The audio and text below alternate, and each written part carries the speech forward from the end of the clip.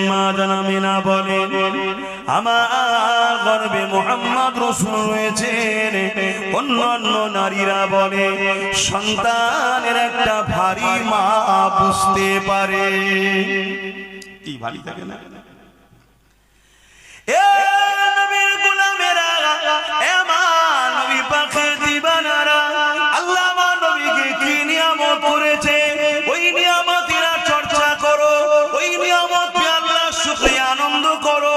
আম্মা জান আমিনা বলতে লেগেছে আমার দুনিয়া জমিনে কোন নারী যখন সন্তান জন্ম দেয় ওই সন্তান নিয়ে মা বলে আমার একটা কন্যা সন্তান হয়েছে বা আমার একটা পুত্র সন্তান হয়েছে, কিন্তু আম্মা আমিনা বলে আমি একটা নূর জন্ম দিয়েছি, অর্থাৎ আমার গর্ভ থেকে একটা নূর এসেছে। নূরের ওয়েট বোঝা যায়? নূর মানে জ্যোতি, আলো, ওয়েট বোঝা যায়? তাহলে আমাদের মায়েরা কি বলেছে, আমি যখন হয়েছিলাম আমার মা বলেছে আমার পুত্র সন্তান হয়েছে, তারপর আমার বোন যখন হলো আমার মা বলেছে আমার কন্যা সন্তান হয়েছে। আপনাদেরও বলে, কিন্তু আম্মা আমিনা বলছেন আমার গর্ভ থেকে একটা নূর দুনিয়া এসেছে। জোরে বলুন সুবহানাল্লাহ।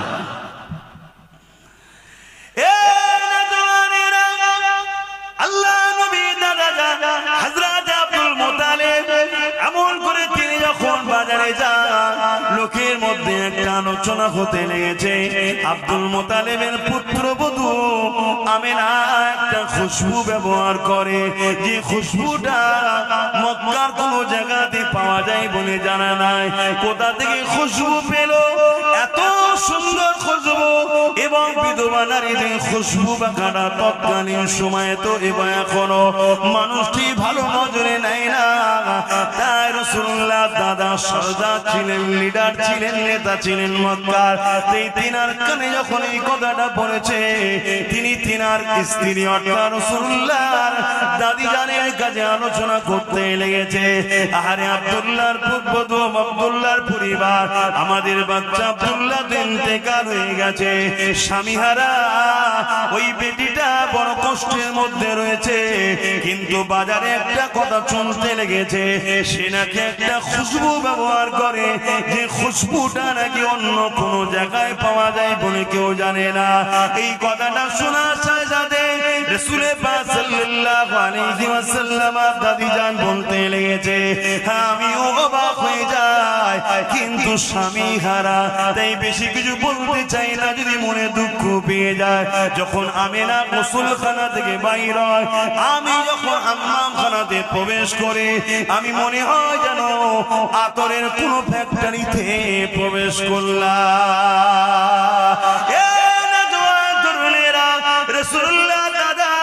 রাসূলুল্লাহ দাদি জানকে বললেন চলে তিনাকে ডাকা যাক, জিজ্ঞাসা করে কেন আমি একটা সরদার আলোচনা চতুর্দিকে হতে লেগেছে, একটু আলোচনা করা যাক।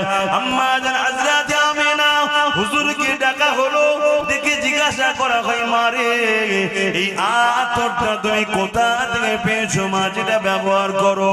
ওই সময় আম্মা জান আমিনা মুখে থুতুখানা জমিনের উপরে ফেললে, ফেলার সাথে সাথে আতর যেমন ঢেলে দিলে খুশবু বাইর হয় তার থেকেও বেশি খুশবু বাইর হতে লেগেছে। ওই সময় আম্মা আমিনা বলতে লেগেছেন আব্বা আম্মা এই আতর আমি ব্যবহার করি না, এই খুশবু আমার নয়, গর্ভে যিনি আছে তিনা। আরো জোরে বলুন সুবহানাল্লাহ।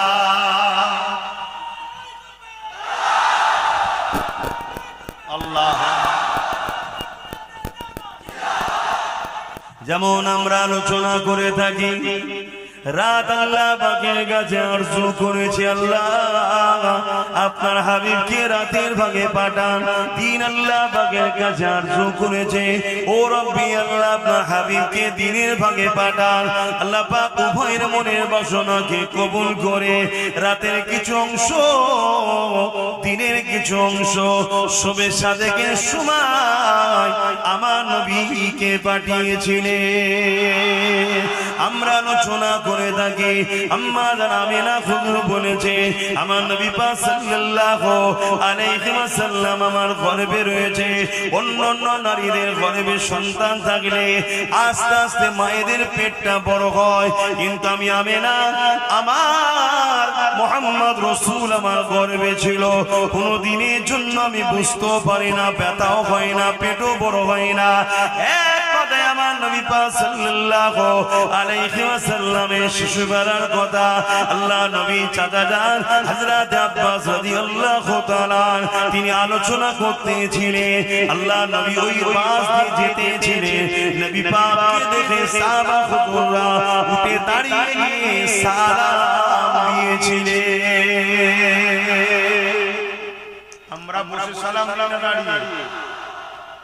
আল্লাহ নবী মাহফিলে আসার জন্য নবী পাকের চাচা জান আদেশ অনুরোধ করলেন, ইয়া রাসূলুল্লাহ হাবিবাল্লাহ হুজুর আপনি আমাদের মাহফিলে একটু এসে হাজির দিন।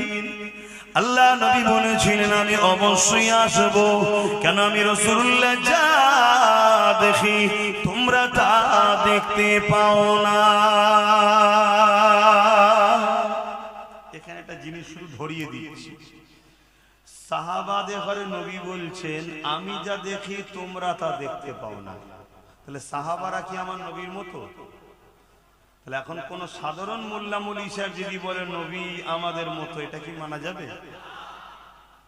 এটা মাথায় রাখবেন। এমন জওয়ান তরুণেরা বাপেরা, এমন নবী পাকের প্রেমিকেরা আল্লাহ নবী সাহাবাদিওকে বলতে লাগলেন তোমরা শুধু মজলিসে উপস্থিত হয়েছো তা নয়, আমি রাসূলুল্লাহকে আল্লাহ পাক দেখাতে লেগেছে তোমাদের এই মজলিসে অগণিত আল্লাহর রহমতের ফেরেশতা আসা শুরু করে দিয়েছে। এ বাবা সাহাবারা মনে রেখে দিও, আমি রাসূলুল্লাহ আমার মাওলুদের আলোচনা করছো, আমার আগমনের আলোচনা করছো, তোমাদের আলোচনার পরে আল্লাহ খুশি হয়ে গেছে, রহমতের ফেরেশতা আসা শুরু হয়েছে। সাহাবী হযরত আব্বাস রাদিয়াল্লাহু তাআলা বলতে লাগলে ইয়া রাসূলুল্লাহ হাবিবাল্লাহ শুধু আমাদের এই মজলিসে না অন্য কোন জায়গায় যদি কেউ মিলাদের মাহফিল বানায় সেই জায়গাও কি রহমতের ফেরেশতা আসবে? আল্লাহ নবী জানিয়ে দিলেন কিয়ামত পর্যন্ত পৃথিবীর যে কোনো জায়গাতে আমি রাসূল আমার মিলাদের মাহফিল যেখানে করবে যদি সেটা শরিয়া সম্মত হালাল অর্থ থেকে হয়ে থাকে অবশ্যই প্রতিটা মাহফিলে আল্লাহর রহমতের ফেরেশতা হাজির হবে। এ বাবা সাহাবারা আরো খুশির খবর নিয়ে নাও, যারা আমার মিলাদের মাহফিল বানাবে অর্থাৎ আমার শিশুবেলার লাইফ স্টাইলের আলোচনার কথা শুনবে, মজলিস তৈরি করবে, সেটা হতে পারে ঘরের মধ্যে বাপ বেটা পরিবার নিয়ে হোক, মসজিদের মধ্যে হোক, বড় মজলিসেই হোক, মনে রাখবে ওয়াজাবাত লাহু শাফাআতি, আমি নবী তাদের জন্য শাফাআত করব। আরো জোরে বলুন সুবহান।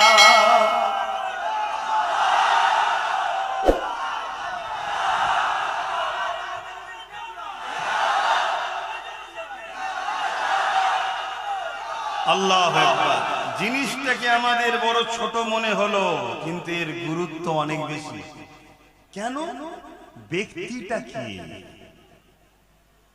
ব্যক্তিটাকে খুব ভালো করে বোঝেন। এখন কোন বাড়িতে এই যে 12 রবিউল আউয়াল গ্রামে বড় করে হয় আলহামদুলিল্লাহ ভালো কথা, মসজিদে হয় ভালো কথা, আমার তো মনে হয় প্রতিটা বাড়িতে বাড়িওয়ালারা যদি চায় রহমতের ফেরেশতা আসুক আজকে আমার বাড়ি, প্রতিটা বাড়িতে বাড়িওয়ালা তার মাকে নিয়ে, বাপকে নিয়ে, ভাইকে নিয়ে, বোনেদের নিয়ে, পরিবার নিয়ে, বাচ্চা নিয়ে, অর্থাৎ ওই পরিবারে যতজন সদস্য আছে যে যার ঘরের মধ্যে সুন্দর করে সাজিয়ে আতর গোলাপ ছড়িয়ে কিছু তাবারুক কিনে, সেটা মিষ্টি হতে পারে যার যেটা পছন্দ, কি ওই দিন স্পেশাল করে একটা বিরিয়ানিও রান্না করলেন, খাবেন আপনি নিয়তের জন্য, তাবারুক হবে, নেকিও হবে। জোরে বলুন সুবহানাল্লাহ। হ্যাঁ, আমি যে কথাগুলো বলছি কিন্তু দায়িত্ব নিয়ে পাওয়ারের সাথে বলছি। ওই 2-3 জন মেহমানকে নিয়ে মুরিদকে নিয়ে ঘরের মধ্যে ঢুকে কথা বলছি না, মাইকে কথা বলছি। কথা শুনছেন তো নাকি? হ্যাঁ, আমি বড় পাওয়ারের সাথে বলছি। খুব ভালো করে বোঝেন, যদি ধৈর্য থাকে তাহলে বুঝায়। তাহলে প্রতিটা বাড়িতে হওয়া দরকার। কিছু লাইট লাগালেন ওই দিনকে স্পেশাল করে। প্রতি বছরে বাচ্চা কোনো বড় হচ্ছে, আব্বা এই দিনটাই শুধু লাইট লাগাও, অন্য দিন লাগাও না কেন? বাপ বলে, বাবা এই দিনে আমাদের নবী এসেছিল। বাচ্চা জানছে, বাচ্চাকে জানানো হচ্ছে। সেই ওল্ড মডেল নিয়ে চললে হবে, সবকিছুকে তোমাকে মাইন্ডে আনতে হবে। তোমার লক্ষ্য দেখা দরকার যেমন করে হোক আমার বাচ্চার দিলে হুজুরের প্রেমটাকে ভরবো, এটা হচ্ছে আমার ডিউটি। আল্লাহ নবী বলেছেন প্রত্যেকটা বাপ মাকে 3টে শিক্ষা সন্তানকে দিতেই হবে, না কিয়ামত দিন ধরা পড়বে। নাম্বার 1 নবীর প্রেম আর আদব, নাম্বার 2 আহলে রাসূলদের প্রেম ও আদব, নাম্বার 3 কোরআনের শিক্ষা। এখন কারো মাথায় যদি ঢুকে যায় যে 3 নম্বরে কোরআন বললেন কেন? ভাই আমি বলার কি, আমার নবী বলেছে। নবীর থেকে যদি আপনি বেশি পণ্ডিত হন তাহলে সমালোচনা করুন, জবাব দিবার জায়গায় জবাব দেবেন। তাহলে নাম্বার 1 নবীর প্রেম ও আদব, এই শিক্ষা বাচ্চাদের অন্তরে বাপকে দিতেই হবে।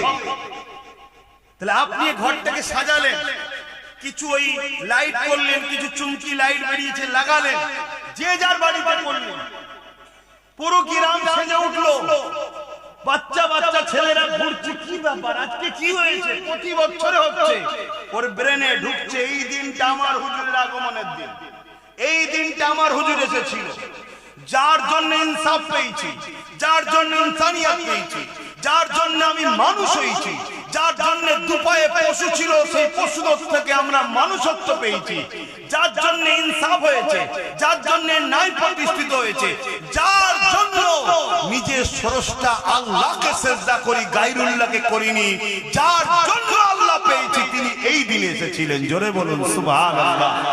এই মেসেজ আমাদের নতুন প্রজন্ম বাচ্চাদের হৃদয়ে ঢুকানো দরকার আছে না?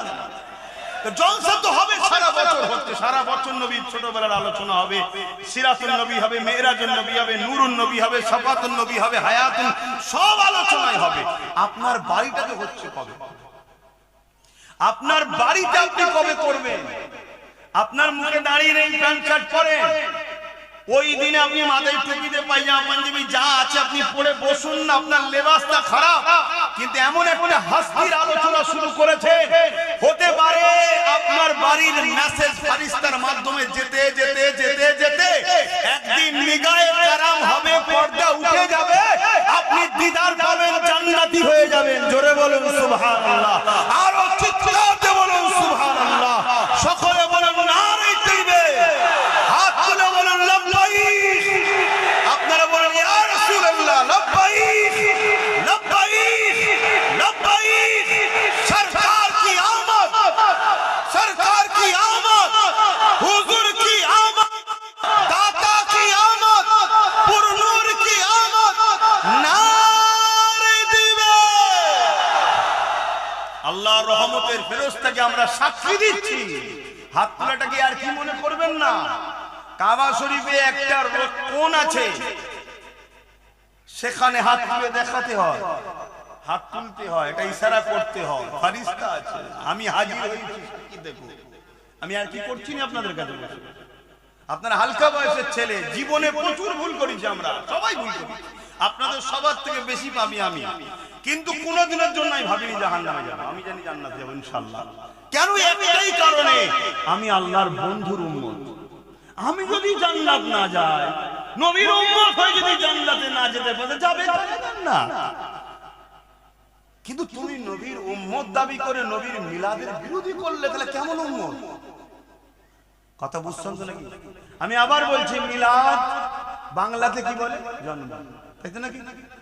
আল্লাহর জন্ম হয়েছে, জোরে বলে। তাহলে মিলাদ তো করে আমরা প্রমাণ করে দিচ্ছি যে নবীর মিলাদ করে আমরা প্রমাণ করছি নবী আল্লাহ নয়। আল্লাহ যদি হতো মিলাদ হতো না, কেন? আল্লাহ তো জন্ম নাই। নবীর মিলাদ করে শিরকের জড়কে কেটে দিয়ে প্রমাণ করছি নবী হলো আল্লাহর বান্দা। জোরে বলুন সুবহানাল্লাহ। अल्लाह तो लम यलिद व लम यूलद, ना उससे कोई पैदा हुई है ना किसी से मेरे रब पैदा है। আমার আল্লাহর কোনো শুরুও নাই শেষও নাই। জোরে বলুন সুবহানাল্লাহ। তাহলে এই মিলাদ প্রতিটা বাড়িতে হবে তো নাকি? ছোট করলে 5 জন আছে, 5 জনের মধ্যে বিরিয়ানি রান্না করে ঘরে তো আনন্দ করে খান রে বাবা, সববারই খান, কুটুম এলে খান, সব বেলায় ভালো মন্দ হয়। তো হুজুরের আগমনের দিনে করবেন না কেন? কিন্তু শুকরিয়া আদায় করা দরকার যে মালিক তুমি আমাকে, আপনি আমাকে এমন একটা নবীর উম্মত করেছো যে নবীর উম্মত হওয়ার জন্য ইব্রাহিম খলিল থেকে শুরু করে মুসা নবী থেকে শুরু করে ঈসা নবী থেকে শুরু করে সবাই বলতো আল্লাহ আমাকে নবী করে শুকর আলহামদুলিল্লাহ। তবে নবী না করে যদি মুহাম্মদ রাসূলের উম্মত করতেন আরো খুশি হতাম। জোরে বলুন সুবহানাল্লাহ। সেই নবীর উম্মত করেছে। আর শরিয়াতে কোনো নিষেধ নাই, তবে মনে রাখবেন আল্লাহ নবী যে কোনো হারাম করা দিয়ে দিয়েছে, ওই হারাম যুক্ত কোনো কাজ যেন জড়িয়ে না যায়।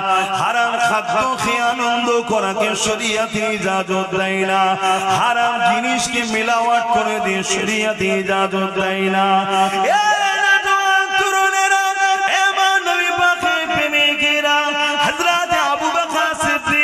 আমার নবী পাকের যিনি প্রথম খলিফা ছিলেন তিনি বলতে লেগেছেন অকাল আবু বকর সিদ্দিক মান আনফাকা দিরহামান আলা কিরাতি মাউলুদুন নবী সাল্লাল্লাহু আলাইহি ওয়াসাল্লাম কানা রফিকি ফিল জান্নাহ। যারা আমার রাসূলুল্লাহর মিলাদ মাহফিল হবে, ওই মাহফিলে কেউ যদি 1 দিরহাম দান করে, আমি আবু বকর জানিয়ে দিলাম তারা জান্নাতি আমার বন্ধু হবে।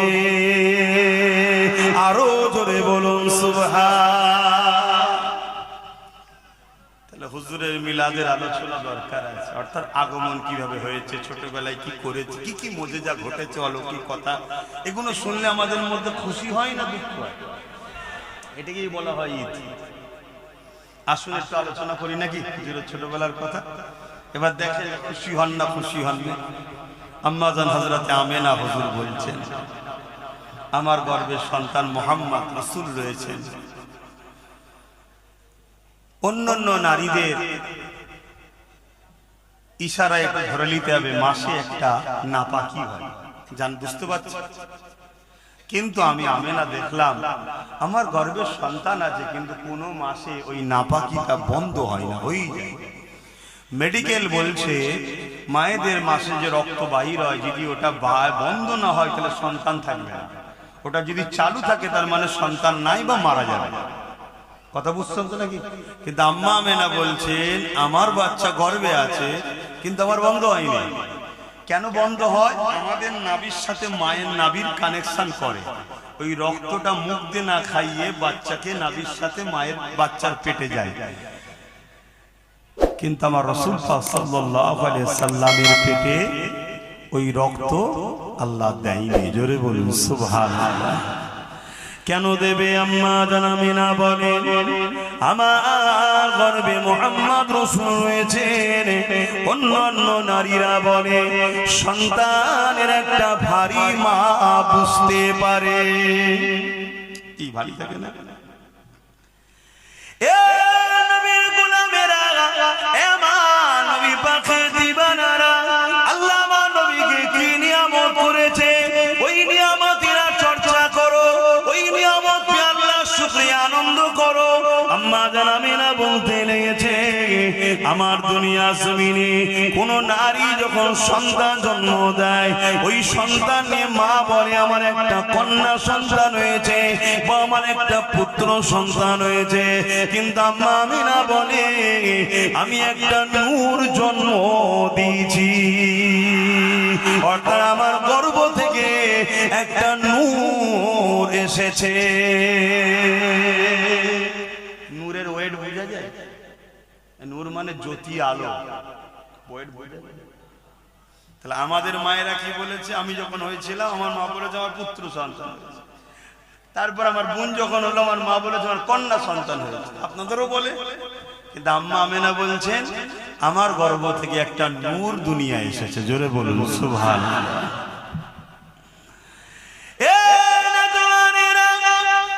আল্লাহ নবী দাদা হযরত আব্দুল মুত্তালিব আমল করে তিনি যখন বাজারে যান, লোকের মধ্যে একটা আলোচনা হতে লেগেছে। আব্দুল মুত্তালিবের পুত্রবধূ আমেনা একটা খুশবু ব্যবহার করে, যে খুশবুটা মক্কার কোনো জায়গাতে পাওয়া যায় বলে জানা নাই। কোথা থেকে খুশবু পেল?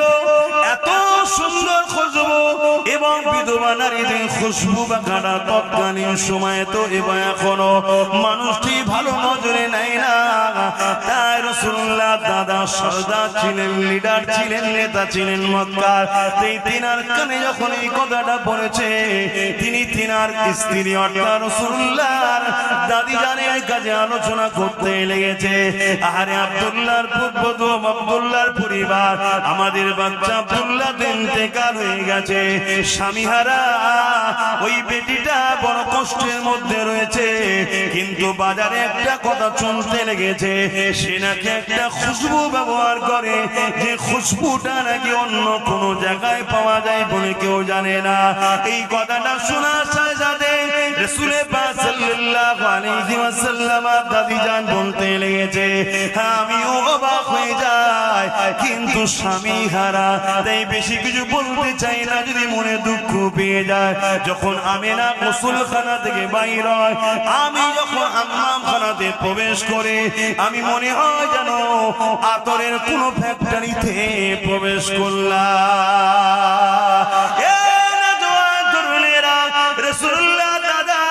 রাসূলুল্লাহ দাদি জানকে বললেন, চলে তিনাকে ডাকা যাক জিজ্ঞাসা করে।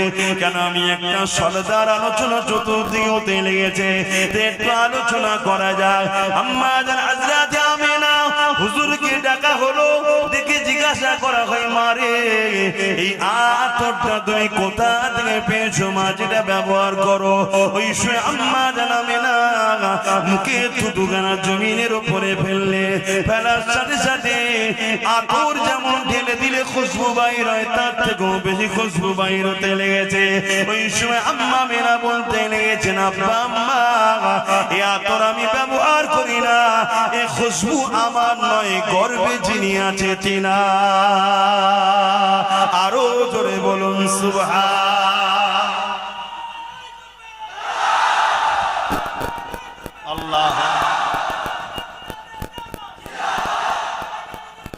আস্তে আল্লাহ। আমি আবার একবার বলে দিচ্ছি, মাহফিলে আমার স্লোগান দেবেন, রাস্তায় যা করে তো ঠিক আছে, মাহফিল আমার হুজুরের। আমি এমন কোনো কেউ হয়ে যাইনি যে আমার স্লোগান দিতে হবে। কিয়ামতের দিন আমার বড় ভয় লাগে, যদি হুজুর ধরে, কিরে তুই কত বড় ভিআইপি পেয়ে গেছিস, আমার স্লোগান দেবেন, এখানে হুজুরের স্লোগান দাও। আর অবশ্যই হুজুরের উপযুক্ত আওলাদ, নবী বংশের উজ্জ্বল নক্ষত্র হযরতে মুজাদ্দিদুজ্জামান সৈয়দনা আবু বকর সিদ্দিক দাদা হুজুরের তাকবীরটাও দেবে। কেন? তিনার উসিলায় এই পূর্ব ভারতের মানুষ দ্বীন ইসলামটা পেয়েছেন। জোরে বলুন সুবহানাল্লাহ। অতএব তিনার স্লোগানটাও দেবে। আমার তো এই রাস্তাই ঠিক আছে, কেন একেবারে বন্ধ করে দিলে অসুবিধা আছে, কেন জালিমদের একটু বুকে ব্যথা হওয়াও দরকার আছে, ওটা দেবে। এই যে ছেলেগুলো গেল, প্রচুর বাইক দেখি র্যালি করে নিয়ে আসে, কথা বুঝে আসছে, কিন্তু ভয় লাগে আমার, এরা সব হালকা বয়সের ছেলে, পিকআপ তো জিনিস, কখন মাথা গরম হয়ে যায়, ঠিক আছে, এইটাই ভয় লাগে। তো যাক, আমি আলোচনার দিকে আবার যাচ্ছি। কিন্তু আপনারা বললেন এই যে হুজুরের কথাগুলো শুনছেন, ছোটবেলার কথা, হুজুর পাক কেন আম্মা জান বলছেন আমার গর্ভে যে আছে সেই বাচ্চাটা হলো খুশবু, আমার নবী হলেন খুশবু। জোরে বলুন সুবহানাল্লাহ। এই কথাগুলো শুনে বুকে হাত দিয়ে বলুন, যারা আমার নবীর উম্মত, আমাদের খুশি হওয়া হচ্ছে না হচ্ছে না? এটা স্বাভাবিক, স্বাভাবিক। আহা, কেউ যদি কারো একটা বাচ্চার একটু প্রশংসা করে, কারো একটা বাচ্চার প্রশংসা করে যে তোমার বাচ্চার চোখটা সুন্দর, তোমার বাচ্চার হাতটা সুন্দর, ওই বাপ মা খুশি হবে না? হবে না? কিন্তু বাপ মা কি বাচ্চাটাকে তৈরি করেছে? তারপরও খুশি হচ্ছে, ঠিক না বেটি? তাহলে যিনি আমার রসূলকে সুন্দর করেছেন এবং নিজে বলেছেন সব থেকে সুন্দর আমার হাবিব মুহাম্মদ সাল্লাল্লাহু আলাইহি ওয়াসাল্লাম, সেই নবীর যদি সুন্দর নিয়ে আলোচনা করা হয় তাহলে আল্লাহ খুশি হবে না হবে না? এখন তো বুঝতে হবে, এখন তো বুঝতে হবে। এই যে তাকবীর দিচ্ছে হুজুরের কথা শুনে, এটা তো আনন্দের বহিঃপ্রকাশ। খুশিতে তো আর গালি দিচ্ছে না, খুশিতে আল্লাহরই নাম লিখছে যে আল্লাহু আকবার, অর্থাৎ আল্লাহ তিনি যিনি সবথেকে মহান, তিনি মুহাম্মদ সাল্লাল্লাহু আলাইহি ওয়াসাল্লামকে এত নিয়ামত আল্লাহ করেছেন। এগুলো বুঝতে হবে। এগুলোর বিরোধী কখনো উম্মতে মুহাম্মাদী ঈমানদাররা করতে পারে না। সূরাতে সকলে মুসলমান, ভেতরে যদি বুকস থাকে হুজুর সম্বন্ধে, তাহলে হুজুরের বিরোধী করতে পারে। তুমি আমার পছন্দ নাও হতে পারো, আমার বিরোধী থাকতেও পারো, কিন্তু আমার নবীর উম্মত হয়ে নবীর বিরোধী করে কি করে? আমার নবীর শান কত, আমার নবীর মাকাম কত। আমাদের সমাজে একটা কথা শোনা যায়, নবী নাকি 40 বছর পরে নবী হয়েছে, তার আগে নাকি নবী নয়, তার আগে কেউ জানতো না। বলুন নাউজুবিল্লাহ। আপনারা বলুন মুজিজা কাদের হয়? এই মুজিজা বুঝেন তো নাকি? মুজিজা হয় এজন্য যেটা সামনেওয়ালাকে অ্যাট্রাকশন আজিজ করার জন্য, অলৌকিক কিছু ঘটনা নবীদের দ্বারা ঘটলে মুজিজা বলা হয়, ওলিদের দ্বারা ঘটলে কারামত বলা হয়। কিন্তু ঘটাই কে? ক্ষমতা কার? আল্লাহ। কিন্তু নবীদের দ্বারা যেটা হয় সেটাকে কি বলা হয়? মুজিজা। আর ওলিদের দ্বারা যেটা হয় কারামত। কিন্তু মূল ঘটাবার মালিক কে? আল্লাহ। সর্বশক্তিমান কে? তাহলে আমার নবী পাক সাল্লাল্লাহু আলাইহি সাল্লামের সিনা চাক হয়েছিল 40 বছরের আগে না পরে? তাহলে নবীর ওটা মুজিজা নয়? তাহলে নবী তখন নবী ছিলেন না ছিলেন না? তা নবীর আলোচনা শুনবেন না উম্মত? আর একটু আগে চলেন আম্মা জান আমিনা বলতে লেগেছে, আমার বাচ্চা দুনিয়া জমিনে আসার সময় হয়ে গেছে। আমি আমিনা ঘরের মধ্যে একা রয়েছি। হযরত আব্দুল্লাহর এই ঝুপড়ি কুটিরি ঘর।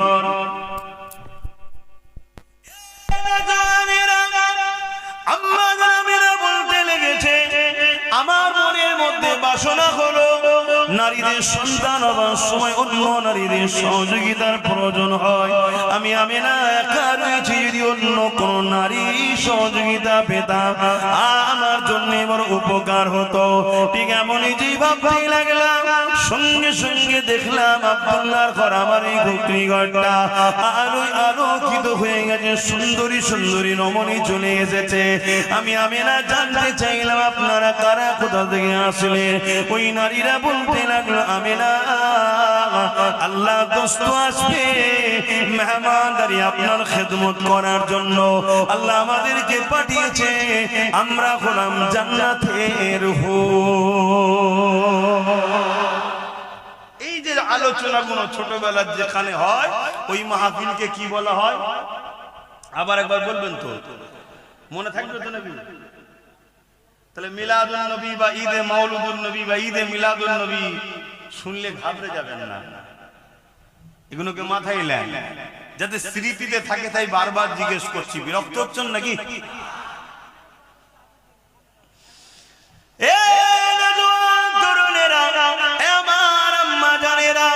আল্লাহ নবীর আম্মা জান বলতে লেগেছে, আমি যখন কোন কুয়া ধারে যেতাম পানি উঠাবার জন্য, যখন দেখলাম এই কুয়া ধারে গিয়ে পানিটা তোলার জন্য আগে যেতে লাগলাম, গাইবি আমার কানে আওয়াজ আসলো, আসসালাতু আসসালামু আলাইকা ইয়া রাসূলুল্লাহ হাবিবাল্লাহ। আমি বড় চমকে যেতাম, প্রথম এই আওয়াজ কোথা থেকে আসছে, কি ব্যাপার, কোথা থেকে আসছে, আমি ঘাবড়ে যেতাম।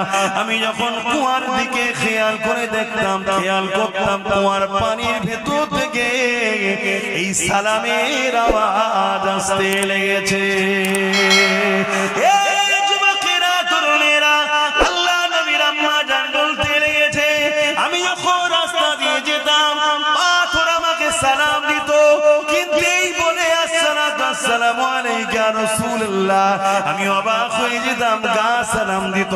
আর নবী পাকের হাদিস পাকের মধ্যে রয়েছে, আল্লাহ নবী সাহাবারা বলতে লেগেছে, আমি রাসূলুল্লাহর সঙ্গে যখন আমরা সফরে যেতাম, প্রতিটা গাছ পাথর এমন করে পাহাড় পর্যন্ত আমার নবীকে সালাম দিতে থাকতো। এই যুবকেরা, তরুণেরা, আম্মা জানাবেনা পানি কি করে তুলবে চিন্তা করতে লেগেছে। কেন দেখবেন কুয়ার পানি থেকে উপরে একটা ওয়াল ঘিরা থাকে যাতে মানুষ না পড়ে যায়, তাই চিন্তা করতে লেগেছে আমার মোহাম্মদ পেটে রয়েছে, যদি চাপ লেগে বাচ্চা কষ্ট পায় পানি রশি ধরে তুলতে হবে। এই চিন্তা করতে লেগেছে। ঠিক তেমনই সময় আম্মা আমিনা বলতে লেগেছে, পানি ভূমিকম্পে যেমন ফুলতে থাকে, ওই কুয়ার পানিটা কানা পরিমাণ এসে গেল এবং আওয়াজ দিতে লেগেছে, আমিনা আসতে লাগবে না, হুকুম করলে ঘরে পৌঁছে যাব। আরো জোরে বলুন সুবহান। রসুলের এক গোলাম, নবীর আওলাদ, গরিবে নওয়াজ লুটা পাঠিয়েছিল, জানেন না? আনা সাগরের পানি লুটার মধ্যে ছিল না, ছিল না। তিনার গোলাম যদি পাওয়ার এই হয়, তাহলে নবীর জিনার গর্বে আছে সেই মা যদি বলে মোহাম্মদ রসুলের খাতিরে আসো, আসবে না পানি? আমার নবী যখন কোনো গাছকে ডাকতেন, একটু অন্যদিকে যাচ্ছে, সিরাফলি একটা কথা বলছি। এক সময় এক গায়ের মুসলমান, অমুসলিম, আমার নবী সাল্লাল্লাহু আলাইহি ওয়াসাল্লামকে পরীক্ষা নিতে এসেছে। শুনছেন তো সবাই? আল্লাহ নবী বললেন, ওই যে দূরের গাছটা দেখছো, ওই গাছটাকে যে বলো মুহাম্মদ সাল্লাল্লাহু আলাইহি ওয়াসাল্লাম তোমায় ডাকছে। তো ও গিয়ে বলছে মুহাম্মদ সাল্লাল্লাহু আলাইহি ওয়াসাল্লাম তোমাকে ডাকছে। লোকটা অবাক হয়ে দেখতে লেগেছে, জমিন ফেটে গেল, মানে ফাটতে ফাটতে ফাটতে, যেমন মানুষ খুঁড়ে খুঁড়ে চওড়া করে না, ওভাবে জড় সমেত, শেকড় সমেত এভাবে জমিন চিরে চিরে চিরে চিরে এই গাছটা আমার নবীর কদমে এসে সালাম দিতে লেগেছে। জোরে বলুন সুবহানাল্লাহ। খুব ভালো করে কথাটা শুনবেন। হুজুর ডাকবে, গাছ আসবে, এটা আশ্চর্যের বিষয় তো নয়, এটা তো নরমাল বিষয়। গাছকে তো আসতেই হবে, গাছ তো হুজুরের গোলাম। কিন্তু গাছটাকে গিয়ে খবরটা কে দিল? একজন অমুসলিম। সে বলছে হুজুর ডাকছে, চল। যদি তার কথা তো গাছটা চলে আসতে পারে, হুজুরের কথায়, হুজুরের আম্মা যদি বলতো আয়, আসতো না? এগুলো আমাদেরকে বুঝতে হবে, এগুলো আমাদের মধ্যে ঢুকাতে হবে। কি গো, অসুবিধা হচ্ছে নাকি? আর না মনে হচ্ছে যে ঠিক আছে সবই বুঝলাম, এগুলো শুনে কি করব? দুটো নামাজের কথা বললে হয়? যাদের দিলে হুজুরের এই আদব, ভালোবাসা, মহব্বতের আলোচনা শোনার ধৈর্য নেই, তারা নামাজ পড়েই কি করবে? তারা নামাজটা পড়েই কি করবে? মাত্র মাথায় ঢুকছে না। কথাটা কি খারাপ হয়ে গেল নাকি? আল্লাহ নবী বলছেন এবং কোরআনেও আল্লাহ বলছেন, নামাজ পড়ো জাহান্নামে যাবে, নামাজ পড়ো জাহান্নামে যাবে। ওই নামাজ পড়ে কিছু লাভ আছে? কারা? যাদের মধ্যে ঈমান নাই। আর ঈমানটা কি তাহলে? নামাজ পড়েও যদি জাহান্নামে যেতে হয়, তাহলে নামাজটা তো ঈমান নয়। ঈমানটা কি? ঈমানটা হলো হুজুরের মহব্বত ও আদব। জোরে বলুন সুবহানাল্লাহ। এটা ঈমানের মূল। এটা গাছের মূল হয় না? ঈমানের মূল। এবারে ঈমানের মূলের অনেক শাখা পোশাখা, ডাল টাল আছে, অনেক কিছু আছে, কিন্তু মূলটা হলো হুজুরের প্রেম ও আদব। জোরে বলুন সুবহানাল্লাহ। এগুলো বোঝেন কেন? আজ আমাদের মধ্যে সবই আছে। মসজিদ বেড়েছে না কমেছে? টুপি বিক্রি বেড়েছে না কমেছে? বোরখা বিক্রি বেড়েছে না কমেছে? মাদ্রাসা বেড়েছে না কমেছে? তো সবই তো বেড়েছে, তা মার খাচ্ছি কেন? মূল জায়গাতে ভাটা পড়ে গেছে। আমাদের প্রেমে কিন্তু ঘাটতি হয়েছে। কই বেলাল হুজুর? কই সিদ্দিক আকবরের মতো প্রেমিক? কই উসমান গানির মতো প্রেমিক? কই মাওলা আলী শেরে খোদার মতো প্রেমিক? কই বলুন। আরে খুব ঠান্ডা মাথায় শোনো যুবক, বাপ মা ভাই বোন, নামাজের আলোচনা দরকার, রোজার আলোচনা দরকার, হজের আলোচনা দরকার, দান খায়রাত আলোচনা, শরীয়তের সব আলোচনাই দরকার, কিন্তু সব আলোচনাটা 30%, হুজুরের আলোচনা 70% করতে হবে। এটা হলো মূল। এটা থাকলে ওইটা যদি অল্প হয় অল্পতেও পার হওয়া যাবে, জোরে বলুন সুবহানাল্লাহ। আর এটা নেই, ওটা যদি 100%ও থাকে জাহান্নামে ঢুকবে আর বেরোবে না। আমি আরেকটু যদি আপনাদেরকে বলি, কেউ যদি আল্লাহর কাবায় তওয়াফ করতে গিয়ে কাবার হাজারে আসদে চুমু দিয়ে মুখ ঘষে, কাবার গিলাফ ধরে কেঁদে, এবং হাতিমের মধ্যে যেটা কাবারই অংশ দিয়ে আমাদের হীরা আছে, না যাওয়া হলো ক্যালেন্ডার ছবি দেখেছেন তো, ওর মধ্যে সেজদায় পড়ে গিয়েও যদি মারা যায় আর তার দিলে যদি নবীর প্রেম আদর না থাকে, ও জাহান্নামে ঢুকবে, জীবনে বেরোবে না। আমি চ্যালেঞ্জের সাথে বলছি, আল্লাহর কোরআনে দিন এটা কথা শুনছেন তো নাকি? আর অপর দিকে আরেকজন দুনিয়াবি জিন্দেগিতে ভুল ভ্রান্তি করে ফেলেছে, অন্যায় করে ফেলেছে, শরিয়াতের কাজগুলোকে ঠিকভাবে পূর্ণাঙ্গভাবে পালন করার চেষ্টা করে হয়তো করতেও পারেনি, খুঁত অনেক আছে, ধরলে একবারও পার হওয়ার লাইন নেই। কিন্তু হুজুরের কথা কোনো জায়গায় যদি হয়, রাস্তায় যাচ্ছে, অপরিচিত জায়গায় কেউ বলছে ইয়া রাসূলুল্লাহ বলে দাঁড়িয়ে সালাম দিচ্ছে, ও হাজারো ব্যস্ত থাকার পরও দাঁড়িয়ে গেছে, হুজুরকে সালাম দিয়ে যায়। এই দরদ, মহব্বত, চাহাত, প্রেম যাদের দিলে আছে, এই প্রেমের মাধ্যমে আল্লাহকে দুনিয়াতেও চাইলে পরিবর্তন করে দিতে পারে, আর যদি নাও হয় পরকালে নবীর শাফাআত পেয়ে ও জান্নাতের হকদার হবে। জোরে বলুন সুবহানাল্লাহ। হুজুর ছাড়া কোনো গতি নাই, ব্রেনে ঢুকিয়ে নাও, দিলে গেঁথে নাও। আর আজকে পুরো পৃথিবী জুড়ে একটাই ষড়যন্ত্র চলছে, আমার নবী থেকে আমাদেরকে সরাবা। সে বক্তা সেজে, হুজুর সেজে, পীর সেজে, মুফতি সেজে, মৌলানা সেজে, হাজারো রকম সেজেছে। নামাজের বেলায় সুম্মা আলহামদুলিল্লাহ, রোজার বেলায় আলহামদুলিল্লাহ, হজের বেলায় আলহামদুলিল্লাহ, দাড়ির বেলায় আলহামদুলিল্লাহ, মেশকের বেলায় আলহামদুলিল্লাহ, দস্তকান বিছে খাওয়াতে আলহামদুলিল্লাহ, তাহাজ্জুদে আলহামদুলিল্লাহ, প্রতি বছর হজ করব আলহামদুলিল্লাহ, সব জায়গাতে পাওয়া যাচ্ছে। কিন্তু নবীর আদব, নবীর প্রেম, নবীকে যে উম্মতকে দেবে, এদের দিলে যে নবী ঢুকাবে, এদের সঙ্গে যে নবীর সম্পর্কটা দূরত্ব হয়েছে, জুড়বে, এই আলোচনা করতে চাইছে না। আরে সামান্য দুনিয়ায় যদি একটা কোন দলের লোককে নিয়ে আসেন, কোন দল, যে কোন দল হোক, সেই দলের লোক এসে দাঁড়িয়ে কি বলে? তার নেতার কথাই বলে তো নাকি? কথা বলে, আমার নেতা এই করেছে, আমার নেতা এই করেছে, আমার নেতা এই ছিল, আমার নেতা ওই ছিল, বলে না? বলে না কেন? যাতে সামনেওয়ালা সবাই আমার নেতার সঙ্গে জুড়ে যায়। তাহলে তুমি মোল্লা, তুমি মৌলভী সাহেব, তুমি পীর সাহেব, তুমি পীরজাদা সাহেব, তোমার নেতাটা কে? যদি বলে আমার নেতা মুহাম্মদ রাসূল সাল্লাল্লাহু আলাইহি ওয়াসাল্লাম, তাহলে তোমারও তো উচিত সামনে যাকে পাবে তার সামনে তোমার নবীর আজমত শোনাও, তোমার নবীর শান শোনাও, তোমার নবীর মাকাম শোনাও, তোমার নবীকে আল্লাহ কত শানওয়ালা করেছে বারবার বলো, তাহলে সামনে ওয়ালাগুলো তোমার নবীর প্রেমে পড়ে যাবে। জোরে বলুন সুবহানাল্লাহ। কি দরকার আছে? 52 জুম্মা নামাজ হচ্ছে মসজিদে, 52 জুম্মা মসজিদে নামাজ হচ্ছে। ব্যক্তিগত কোনো ইমামের উপর আমার রাগ নাই, ধরিয়ে দিবার স্বার্থে বলছি।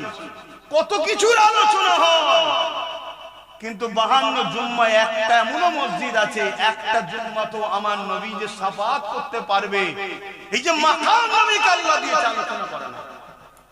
আমার নবীকে আল্লাহ সর্বপ্রথম বানিয়েছে যখন কোনো কিছুই ছিল না।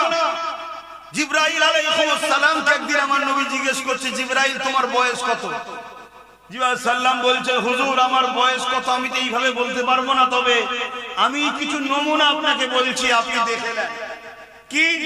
আমি যখন সৃষ্টি হয়েছি তখন না জমিন ছিল, না আসমান ছিল, না জান্নাত ছিল, কিছুই ছিল না। কোন জিবরাইল, ইসরাফিল, মিকাইল, এই আজরাইল কেউ ছিল না। আমি জিবরাইলকে যখন বানিয়েছে, আমি মাথা তুলেছি, আল্লাহ পাকের আরশ আজিমের নিচে একটা নূরের তারার ঝলক দেখলাম, যেটার এত সুন্দর ছিল, এত চমক ছিল। ওই প্রত্যেকটা মানুষ সুন্দরের দিওয়ানা হয় না? এটা ফুলকে দেখার শখ করে না? করে না? কত রকম স্টাইলে কেন সৌন্দর্য? আরে একটা ফুলকে দেখে তুমি বলছো সৌন্দর্য?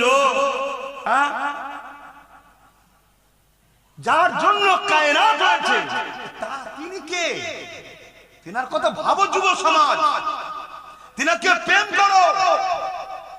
কখনো কখনো রাত্রি নিরিবিলিতে একা বসে ফোনে হ্যালো হাই না করে একা একই হয়ে কখনো তিনার নদী মন সবুজ গম্বুজের দিকে খেয়াল করে দরুদ পড়ে বলো, হুজুর আমি বড় গুনাহগার, আপনার উম্মত, আমি আপনাকে ভালোবাসি, আপনি আমার জন্য দোয়া করেন, আমি যেন হিদায়াত হই। বলো, একটা দিন হতে পারে তোমার নসিব চমকে যাবে, পর্দা উঠে যাবে, সবুজ গম্বুজওয়ালাকে তুমি দেখতে পেয়ে যাবে। বললেন না সুবহানাল্লাহ? আর একবার যে আমার হুজুরকে দেখবে সে 100% নিশ্চিন্তা, আল্লাহ তাকে জান্নাত যাওয়ার উপযুক্ত বানিয়ে নেবে। কেন? তার জন্য জাহান্নামের আগুন হারাম হয়ে যাবে। জোরে বলুন সুবহানাল্লাহ। এগুলো বোঝো আমার ভাইয়েরা। আজ আমাদের এই মুসিবত কেন? আমাদের মধ্যে হুজুরের প্রেম আদব কমে গেছে। কি হলো আবার? কথা বললাম না, কি যেন বলছিলাম।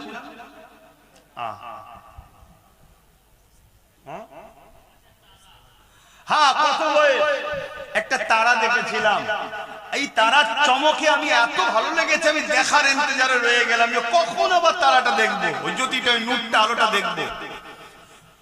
৭০,০০০ বছর কেটে গেল, তারপরে আবার একবার উদিত হলো। বলুন সুবহানাল্লাহ। আমি দ্বিতীয়বার দেখে আরো দিবানা হয়ে গেল, আবার দেখার ইন্তজারে, আবার ৭০,০০০ বছর পর আবার একবার দেখলাম, আরো দেখার বাসনা। তখন তো কোনো কাজ নাই আমার, শুধু দেখার দিবানা। এইভাবে আমি জিবরাইল ৭২,০০০ বার তারাটাকে দেখেছি। জোরে বলুন সুবহানাল্লাহ। আল্লাহর নবী কি বললেন?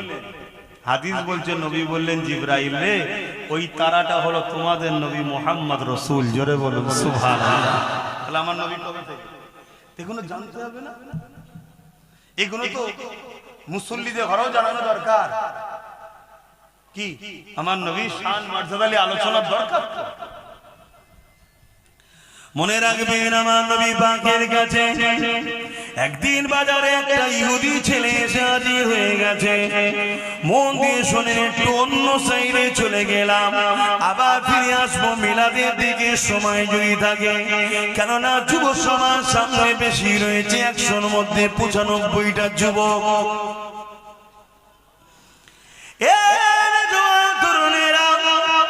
লাইন যদি ঠিক জায়গায় কানেকশন থাকে, কারেন্ট যদি এখনো নাও আসে, মেনটা পড়ে আছে তো কি হয়েছে, তার যদি ঠিক কানেকশন থাকে, যখন মেন সেন্টার থেকে উঠানো হবে অবশ্যই আপনার হৃদয়ের বাতিটা জ্বলে যাবে।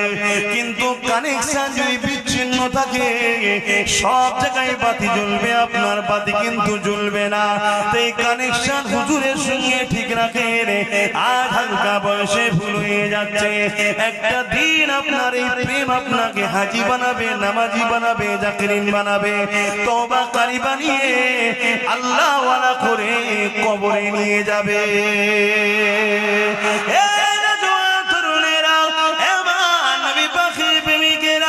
আল্লাহ নবী মদিনার বাজারে ভ্রমণ করে ঘুরতে লেগেছে। এক ইহুদি যুবক ছেলে আমার নবী পাককে দূর থেকে দেখতে লেগেছে। আল্লাহ নবী চাল চলন কথাবার্তা দেখে ওই যুবক ছেলেটা আমার নবী পাকের দিবানা হয়ে গেছে। এবং সেই ছেলেটা গিয়ে এসে আল্লাহ নবীকে বলতে লাগলেন, ইয়া রাসূলুল্লাহ, আমি আপনার খেদমতে থাকতে চাই, আপনি কি আমাকে আপনার খেদমতে থাকার পারমিশন দেবেন? কিন্তু শর্ত একটা, আমার বাপ হলো ইহুদি ধর্মের বড় আলেম। আলেম মানে জাননেওয়ালা, পণ্ডিত মানুষ। তার ছেলে আমি কিন্তু ইসলাম কবুল করতে পারবো না, আমি ইহুদি হালি থাকবো। আল্লাহ নবী মুচকে এসে বললেন, ঠিক আছে, ইজাজত দিলাম। নবী পাকের সঙ্গে থাকে, যেখানে যায় উঠা বসা করতে করতে ৭ বছর কেটে গেছে। ক বছর? ৭ বছর। একদিন আল্লাহ নবী বেরিয়েছে, আর বাচ্চাটাকে দেখতে পাচ্ছেন, সেই যুবকটা আর আসেন, ছেলেটা। আল্লাহ নবী সাহাবাকে জিজ্ঞেস, একদিন শুধু গায়েব হয়ে, সঙ্গে সঙ্গে নবী জিজ্ঞেস করেছে, পুরো পৃথিবী কুল কায়নাতের এবং পুরো পৃথিবীর উম্মতকে বাঁচাতে নবী এসেছে, এত বড় দায়িত্ব। একদিন আসেন নবী বলছে সেই ছেলেটা কোথায় গেল? সাহাবা হুজুর খবর দিলেন, হুজুর সে বড় বিমারে অসুস্থতায় আসতে পারে না। আল্লাহ নবী সঙ্গে সঙ্গে যুবকটার বাড়িতে চলে গেল।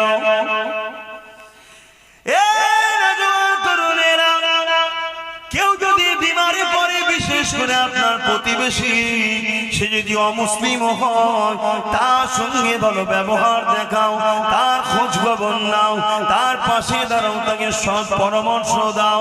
এটা আমার নবী পাকের সুন্নতের স্বভাব হবে। আল্লাহ নবী ওই ছেলেটা চলে গেল। ইয়ার পরে এই বাচ্চার মাথাটায় হাত দিল, যুবকটার মাথায় হাত দিল। দিবার সাথে সাথে নবী পাক হাতটাকে টেনে নিলেন। নিবার পরে বলতে লাগলেন, বাবা ছেলে, 7 বছর ধরে তুমি আমায় ভালোবেসে আমার সাথে ঘুরেছো, যেখানে আমি কিছু সফরে তুমি গেছো, কোনো দিনের জন্য আমার উল্টা বাজার চাল চলন কথাবার্তায় মানবতার বিরুদ্ধে, ইনসাফের বিরুদ্ধে, ইনসানিয়াতের বিরুদ্ধে কখনো দেখেছো? বা আমি তোমাকে কখনো কোনো জিনিস কি চাপিয়ে দিয়েছি তুমি দেখেছো? ছেলেটা বলছে না। আল্লাহ নবী বলছে, বাবা আজ একটা বড় তোমার কাছে কথা বলবো, তুমি আমাকে একটা শুধু কথা শোনো। তুমি আমায় ভালোবাসো যেমন আমি রাসূলও তোমায় ভালোবাসি, জোরে বলুন সুবহানাল্লাহ। কিন্তু আমার একটা কথা শোনো, শুধু একবার দিল থেকে মেনে নাও, লা ইলাহা ইল্লাল্লাহু মুহাম্মাদুর রাসূলুল্লাহ। ওই ছেলেটা লা ইলাহা ইল্লাল্লাহটা মানে মুহাম্মদ রাসূলুল্লাহটা মানতো না। ইহুদিরা তো মানে লা ইলাহা ইল্লাল্লাহ, কথা বুঝছেন তো? হ্যাঁ, মুহাম্মদ রাসূলুল্লাহটা মানতো না। তার বাপ মাথার উপরে দাঁড়িয়ে আছে, মাও দাঁড়িয়ে আছে। বাবা তুমি একবার পড়ে নাও, আমি রাসূল জামিনদার হচ্ছি, তোমাকে আল্লাহ জান্নাত নিয়ে যাওয়া পর্যন্ত আমার দায়িত্ব। জোরে বলুন সুবহানাল্লাহ। আল্লাহ নবীর এই কথাটা শোনার সাথে সাথে ছেলেটা মায়ের দিকে বাপের দিকে দেখতে লেগেছে। বাপ সঙ্গে সঙ্গে বলতে লেগেছে, বাবা ছেলে, 7 বছর ধরে জিনার সাথে ছিলি, তিনাকে কি এখনো চিনতে পারলি না? আমি এক মুহূর্তে চিনে ফেলেছি বাবা, আর দেরি করিস না বাবা, পড়ে নে লা ইলাহা ইল্লাল্লাহু মুহাম্মাদুর রাসূলুল্লাহ। তাওরাত গাওয়া দিচ্ছে, ইনজিল গাওয়া দিচ্ছে, ইনি অবশ্যই আখেরি নবী। আমি আমার কিতাব দ্বারা প্রমাণ পেয়ে গেছি। বাবা কলেমা পড়ে নে বাবা। ছেলেটা যে কলেমা পড়লো, ইন্না লিল্লাহি ওয়া ইন্না ইলাইহি রাজিউন, ইন্তেকাল হয়ে গেল। সঙ্গে ইন্তেকাল হয়ে গেল। এখন বলো তো যুবক, এই ছেলেটা কি নামাজ পড়েছে, রোজা হজ করেছে, যাকাত দিয়েছে, দান খায়রাত করেছে? কোনো সময়ই তো পায়নি, শুধু কলমা পড়েছে আর সঙ্গে সঙ্গে ইন্তেকাল করেছে। এই যুবকটার এখন মর্যাদা কত? কস পাকের থেকে বড় না কম? বলো বলো বলো, সাহস করে বলো। গৌস পাক সমস্ত ওলিদের বাদশা যিনি, তিনার থেকেও বড়। আর হ্যাঁ না না বলবেন তো? খাজা হুজুরের থেকে, দাদা হুজুরের থেকে কেন? তাহলে কোন জিনিস ইনাকে এত বড় করলো? বলো বলো বলো। নামাজ 100% বলে যাচ্ছি, পড়তেই হবে, কোনো গুঞ্জাইশ নাই ছেড়ে দিবা। রোজা রাখতেই হবে, হজ করতেই হবে, কিন্তু এগুলো করে তুমি যদি মনে করো আমি জান্নাতে যাব, তাহলে আমার আফসোস। এগুলো তুমি বান্দা হিসাবে তোমার ডিউটি, কর্তব্য, তোমার মালিকের হুকুম তোমার পালন করতে হবে, এবং তোমার সুস্থতা কল্যাণের মধ্যে আছে। জান্নাত যেতে গেলে একটা ভিসা লাগবে।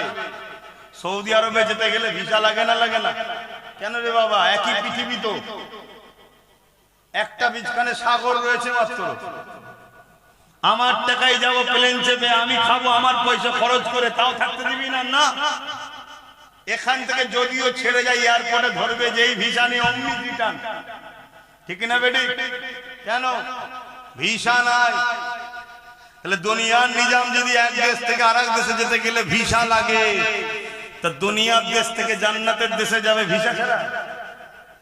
এই ভিসাটা হলো এইখানে মোহাম্মদ রসুলের প্রেম ও আদেব আছে কি না না। তাই কবরের শেষ প্রশ্নটাই ভাইটাল, আমার নবীকে দেখিয়ে জিজ্ঞেস করা হবে ইনার সম্বন্ধে তোর আকীদা কি ছিল বল। ইনি কে নয়, ইনার সম্বন্ধে তোর আকীদা কি ছিল বল। মিলাদ বানাতিস, আনন্দ করতিস, শুকরিয়া আদায় করতিস নবী পেয়ে, খানা করে গরিবকে খাওয়াতিস, এতিমদেরকে দান খায়রাত করতিস, আল্লাহ শুকরিয়া আদায় করে ইনার আলোচনার মজলিস বানাতিস, লাইটিং সুন্দর করে সাজাতিস। মাফ করবেন আমি যদি ভুল না বলি, আপনারা মন দিয়ে শুনবেন। আমার নবী আসার জন্যই তো পৃথিবীতে 1 লক্ষ মতান্তর 2,24,000 নবীকে আগে পাঠানো হয়েছে জায়গা ঠিক করার জন্য। বোঝেন জায়গা? ভিআইপি লাস্টে আসে না প্রথমে আসে? বলবেন তো নাকি? দুনিয়ার যদি আমাদের তৈরি করা ভিআইপি, তার জন্য আগে সব এসে চেক হয়ে গেল, সবকিছু হয়ে গেল, কত এলান করা হয়, এই যিনি আসছে উনি এমন, যিনি আসছে উনি এই করেছে, যিনি আসছে উনি পীরজাদা, উনি বাবা আমার যদি এত কিছু প্রচার করা হয়, কত হ্যান্ডবিল, কত মাইকিং করেছে, কথা বলবেন তো নাকি? তো দোনো জাহানের সুলতান আসবে, লেভেল যেমন তেমন লেভেলওয়ালা লোকই তো প্রচার করবে। বাপ আদম থেকে ঈসা নবী পর্যন্ত সবাই প্রচার করছে আসছে আসছে আসছে। আমার আল্লাহ পাক তারা দিয়ে, চাঁদ দিয়ে, সূর্য দিয়ে, গাছপালা দিয়ে পুরো পৃথিবীকে সাজিয়েছে মূলত মুহাম্মদ রাসূলের জন্যই। জোরে বলুন সুবহানাল্লাহ। সেই আল্লাহর দেখানো পন্থায় আমরা উম্মত হিসাবে সেই আল্লাহর বন্ধুকে পেয়ে, নিয়ামতকে পেয়ে, কেন আমরা একটু সুন্দর করে সাজিয়ে নবীর আগমনের মাসে নবীর আলোচনা করব? এগুলো তো ভাবতে হবে। টাকা কত জায়গায় বেরিয়ে চলে যাচ্ছে, ফতোয়া হয় না কি? হ্যাঁ, বেটার বিয়েতে, বেটির বিয়েতে, বাপ রে বাপ, লাইটিং করে আর করে গরু জবাই করে 4 দিন 5 দিন ধরে খানা খাওয়াচ্ছে। ওরে বাপ রে বাপ, কত খরচ, কোন জায়গায় ফতোয়া হয় না। শুধু ফতোয়া হুজুরের আগমনের আলোচনাতে হয় না। তাহলে তো বুঝতে হবে কোনো যাক নামাজ আছে, তো নামাজ আছে। তাহলে নামাজ যখন এসে গেছে, নামাজ নিয়ে একটা কথা বলি, একটু মন দিয়ে শোনে। নামাজে আমরা দাঁড়াই, কিভাবে দাঁড়াই? জায়গা পাক হতে হবে, কেবলা মুখী হতে হবে, তাই তো না? নিয়ত করতে হবে, তাহরিমা বানতে হবে, সূরা ফাতিহা পড়তে হবে, সূরা মিলাতে হবে, রুকুতে যেতে হবে। সুবহান রাব্বিল আযীম, সুবহান রাব্বিল আযীম, সুবহান রাব্বিল আযীম সব থেকে কম 3 বার পড়তেই হবে। আবার সোজা হয়ে দাঁড়ালেন, আবার সিজদায় চলে গেলেন, সুবহান রাব্বিল আলা, সুবহান রাব্বিল আলা, সুবহান রাব্বিল আলা। আবার কিয়ামে দাঁড়িয়ে গেলেন, সূরা ফাতিহা পড়লেন, সূরা মিলালেন, আবার রুকুতে, আবার দাঁড়িয়ে, আবার সিজদাতে, সুবহান রাব্বিল আলা 3 বার পড়লেন। 2 রাকাত নামাজ হলে সালামে বসে গেলেন, 4 রাকাত হলে আবার উঠে দাঁড়াতে হবে। 2 রাকাতে যখন আপনি বসে গেছেন, এবারে আপনি নিয়ত করছেন, আল্লাহ রুকু আপনাকে দিলাম, সিজদা আপনাকে দিলাম, কিরাত আপনার জন্য পড়লাম, আল্লাহ সূরা মিলালাম আপনার জন্য, ব্যবসা কাজে ছিলাম ছেড়ে দিয়ে দাঁড়িয়ে নামাজ আপনার জন্য পড়লাম, আল্লাহ পাক খানা খাওয়া ছেড়ে দিয়ে নামাজ আপনার জন্যই পড়লাম। এই নামাজ শুধু আপনার জন্য। আল্লাহ বৈঠকে বসে আছেন, সালাম ফিরবে। এই যুবকেরা কবুল হবে কি হবে না জানি না, তাই তো নাকি? হ্যাঁ কি না, খিদে পেয়ে গেছে? আল্লাহ আওয়াজ দিয়ে দিলেন, বান্দারে, ওরে আমার বান্দি রে, তুই কি চাস? আমাকে যে রুকু দিলি, আমাকে যে সিজদা দিলি, আমার জন্য যে তাসবিহ পড়লি, আমি আল্লাহ তোর রুকুর মুখাপেক্ষী নয়, তোর সিজদার মুখাপেক্ষী আমি আল্লাহ নয়। আব্বা যদি সিজদা না দেয়, আব্বাসের কপাল ফাটবে, আল্লাহ মুখাপেক্ষী নয়। আমি যদি সেজদা দিই, আমার নসিব বড় যে আল্লাহ আমাকে সেজদা দেওয়ার তৌফিক দিয়েছে। তাই তো নাকি গো? তো তুই কি চাস কবুল হোক? অবশ্যই আল্লাহ চায় নামাজটা কবুল করে নেন, রুকু সিজদা কবুল করে নেন। আল্লাহ পাক জানিয়ে দিলেন সালাম ফিরবার আগে আমার বন্ধুকে সালাম দিয়ে দে। পর আসসালামু আলাইকা আইয়ুহান নবী। আচ্ছা না না, আত্তাহিয়াতু লিল্লাহি ওয়াস সালাওয়াতু আত-তাইয়্যিবাতু আসসালামু আলাইনা। আত্তাহিয়াতু লিল্লাহি ওয়াস সালাওয়াতু আত-তাইয়্যিবাতু আসসালামু আলাইকা আইয়ুহান নবী। আচ্ছা না না, বলবেন নাকি না? ও আল্লাহ, নামাজ তো আপনার জন্য এখানে গায়েরকে কেন আনছেন? কি নামাজ তো শুধু আপনার জন্য, আপনার জন্য সিজদা আপনার জন্য, তাসবিহ আপনার জন্য। বুঝছো তো নাকি যুবকরা? কি গো, বুঝছো তো? এখানে গায়ের অন্যজনকে কেন নিয়ে আসলেন? নামাজ শুধু আপনার জন্য। আপনি তো বলেছেন লোক দেখানো হলে চলবে না, শুধু আপনার জন্য। তাহলে এখানে মোহাম্মদ রসুলকে কেন সালামটা দিতে বলছেন? হে আমার বাংলা বান্দিরে, মোহাম্মদ রসুল যদি আমার গায়ের হতো, পর হতো, তাহলে সালাম দিতে বলতাম না।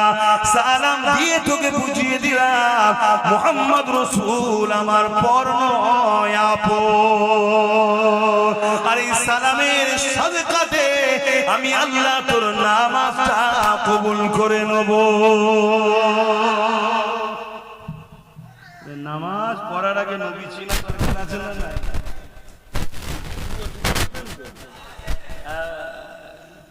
আচ্ছা, নবীকে তো সালাম দেয়া হলো। আল্লাহ বলছেন আমার নবীকে সালাম দিলি নামাজ কবুলের জন্য। এবার আমার বন্ধু তো খুশি হবে, তার আহাল ছাড়ানো। তারপর আরেকটু আগে যে বল আল্লাহুম্মা সাল্লি আলা মুহাম্মাদ, তারপরে বলে ওয়া আলা আলি মুহাম্মাদ, অর্থাৎ আলে মুহাম্মাদের উপর দরুদ সালাম পড়। জোরে বলুন সুবহানাল্লাহ। নবী আর নবীর আহালদের মর্যাদা বুঝতে পারছেন? কিন্তু সময় নেই আর। আল্লাহ তৌফিক দেন কখনো হবে। আসুন একটু সেই নবীকে সালাম দেবো। হে নবী সালাম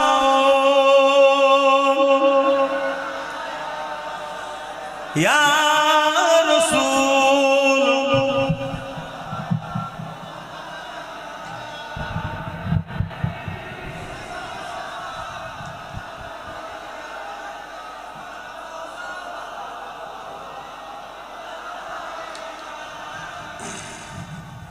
হুজুরের মিলাদের মাস, সালাম বেশি বেশি করে, দরুদ বেশি বেশি করে পড়বেন। সারা বছরই তো দিতে হবে, পড়তে হবে, এই মাসে আরো বেশি করে পড়বেন।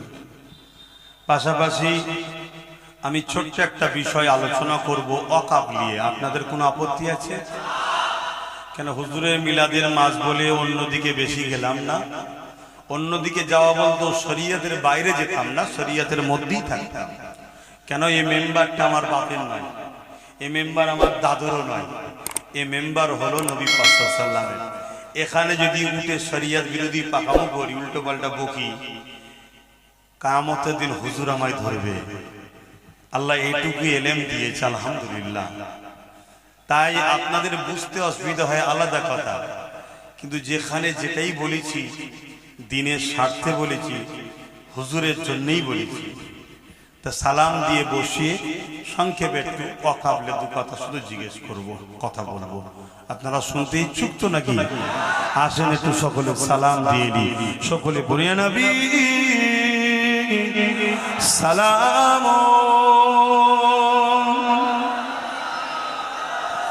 ইয়া রাসূল সালাম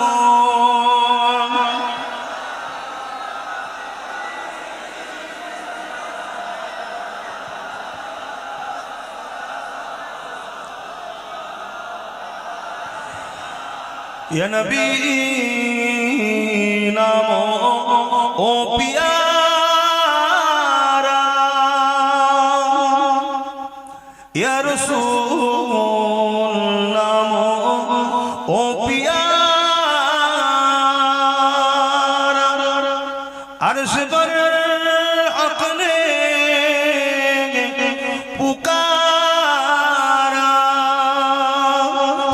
पैगंबर हमारा या नबी सलाम या रसूल सलाम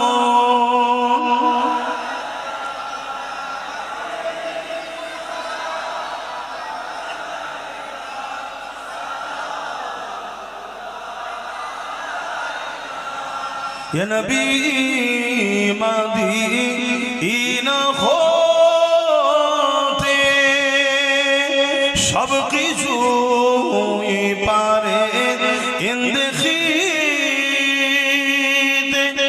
মোদের লাশ কবরে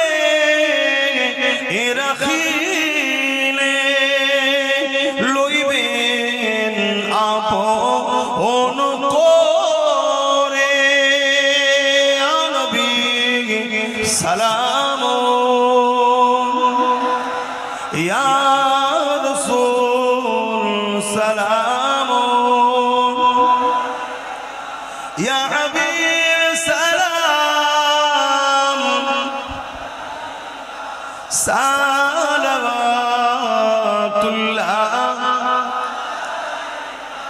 সকলে বসুন, একটু দোয়া করব। সকলে বসুন। বালাগাল গুলাবি কামালি।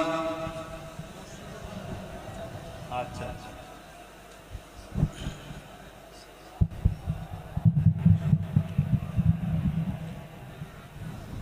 দরুদ শরীফ আল্লাহুম্মা সাল্লি আলা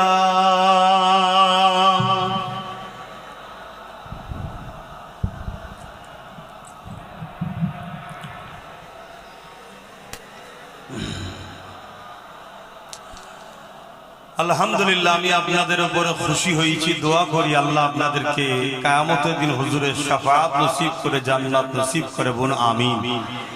যতগুলো যুবক এবং ভাই, বাপ, মা, বোনেরা সবাই আপনারা হুজুরের মিলাদ মাহফিল বানালেন এবং সেখানে এসে হুজুরের মিলাদের সম্মান মর্যাদাকে রক্ষা করলেন।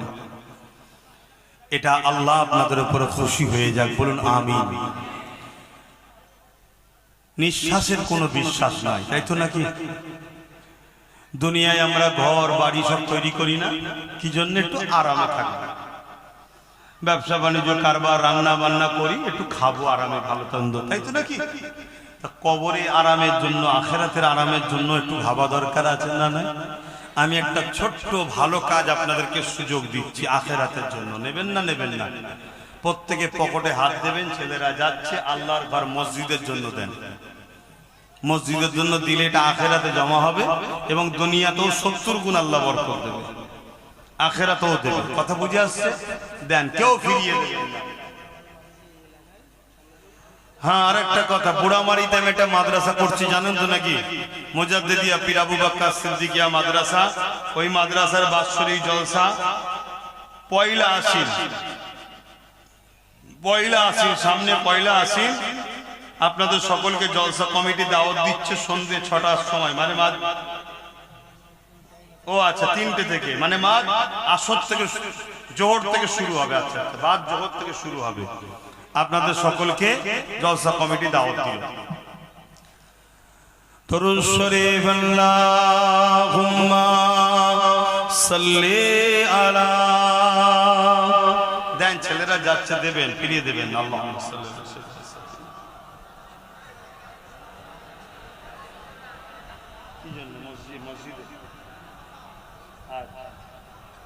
আমার একটা ভাই মিনহাজ, তার একটা বাচ্চা একটু অসুস্থ আছে।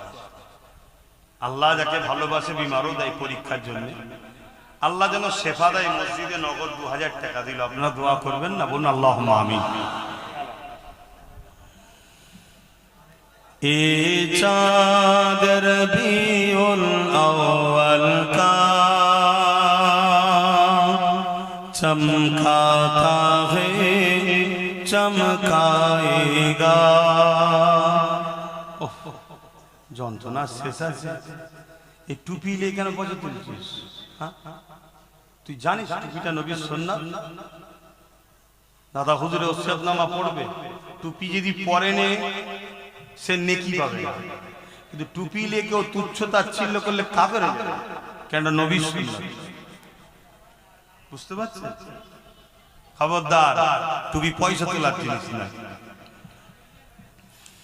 ए चाँद रबीउल अव्वल का चमकाता है चमकाएगा, ए चाँद रबीउल अव्वल का चमकाता है चमकाएगा, ईमान अकीदत का जलवा दिखलाता है दिखलाएगा, ये चाँद रबीउल अव्वल का चमकाता है चमकाएगा। एक परचम अर्ज़ के ऊपर है, एक काबा पर एक अक़सा पर, एक परचम अर्श के ऊपर है,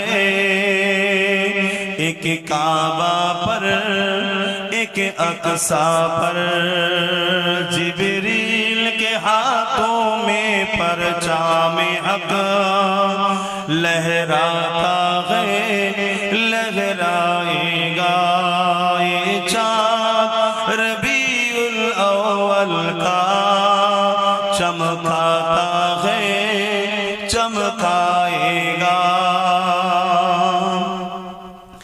दीवाना नबी के दुश्मन से टकराता है टकराएगा। যারা নবীর প্রকৃত দিবানা তারা নবীর দুশমন থেকে, নবীর দুশমনের সাথে সংগ্রাম করেছে, করতেই থাকবে। জোরে বলুন সুবহানাল্লাহ। আমরাও যদি সত্যি প্রকৃত নবীর দিবানা হই, তাহলে নবীর দুশমন যারা হবে তাদের বিরুদ্ধে সংগ্রাম লড়াই হবে না হবে না? আওয়াজ দিয়ে শুনতে চাই, হবে না হবে না? মনে রাখবেন, ওয়াকাফ এটা হলো ইসলামের সম্পদ। ওয়াকাফটা কি? ইসলামের সম্পদ। ইসলামটা হলো মুহাম্মদ সাল্লাল্লাহু আলাইহি ওয়াসাল্লামের। এই ওয়াকাফের উপরে আঘাত, ইসলামের উপরে আঘাত, ইসলামের উপরে আঘাত, নবীর দ্বীনের উপরে আঘাত। সে যেই হোক, মুসলিম সেজে হোক আর মুসলিম না সেজে হোক, আমার নবীর দ্বীনের উপরে যারা আঘাত দেবে, নবীর দিবানারা, তারা তাদের বিরুদ্ধে লড়াই সংগ্রাম করেছে, আগামী দিনও করবে। ঠিক না বেঠি? হাত তুলে বলেন ঠিক না বেঠি? নারে দেবে। মনে রাখবেন, কেউ যদি মনে করে আমি ক্ষমতার জোর দেখিয়ে ক্ষমতার আসনে বসে আমি মুসলমানদের ধর্মীয় সম্পদ মসজিদ মাদ্রাসা কবরস্থান ঈদগাহকে কেড়ে নেব, আমি সেই জালিম হুকুমতকে জানাই, আমার আল্লাহ সাদ্দাতকে মিটিয়েছে, নমরুদকে মিটিয়েছে, ফিরাউনকে মিটিয়েছে, আব্রাহা কাবাকে ভাঙতে এসেছিল, আমার আল্লাহ তাকেও মিটিয়ে দিয়েছে। তাই সুধরে যাও জালিম, না আমার আল্লাহ তোমাকে তো মিটাবে, আর আমরা মুহাম্মদ রাসূলের গোলামরা তোমাদের বিরুদ্ধে লড়াই জারি থাকবে। জোরে বলুন সুবহানাল্লাহ। আমরা জীবনের শেষ নিঃশ্বাস দিয়ে হলো গুস্তাখে রাসূলদের বিরুদ্ধে লড়াই করব, ইসলামের দুশমনদের বিরুদ্ধে লড়াই করব। আমাদের অন্য ধর্মের কোন মানুষের সঙ্গে আমাদের ঝগড়া নাই, সবাই বাপ আদম মা হাওয়ার সন্তান, আমরা সবাই মিলেমিশে থাকবো। হিন্দু হোক, খ্রিস্টান হোক, আদিবাসী হোক, শিখ হোক, পাঞ্জাবি হোক, সবাই আমাদের ভাই বোন, সবাই আমরা ভাই ভাই ভাই বোন মিলেমিশে থাকবো। কিন্তু দাঁড়িয়ে রেখাও যদি নবীর বিরুদ্ধে হয় তার বিরুদ্ধেও লড়বো, দাঁড়িয়ে চেঁচাও যদি নবীর বিরুদ্ধে হয় তার বিরুদ্ধেও আমরা লড়বো। ঠিক না বেঠি? পাশাপাশি এটাও জানিয়ে দিই, কেউ যদি মনে করে আমি অকাবলিয়ে লাভলে, আমি অকাবলিয়ে লড়াই করলে তোমাকে আন্দোলন করতে দেবো না, তাহলে সেই জাহান্নামের কুত্তাকেও জানিয়ে দেবো তোমার বিরুদ্ধে আমাদের যুদ্ধ চলবে। তুমি যত বড়ই সুপার পাওয়ার হও না কেন, মনে রেখে দিও আমার আল্লাহ নমরুদকে মশাতে মেরেছে, আমার আল্লাহ বদরের ময়দানে 313 জনকে দিয়ে 1000-এর উপরে লড়াই কামিয়াবি দিয়েছে। আমরা ওয়াকাফের জন্য, মসজিদের জন্য, মাদ্রাসার জন্য, কবরস্থানের জন্য সবার বিরুদ্ধে লড়াই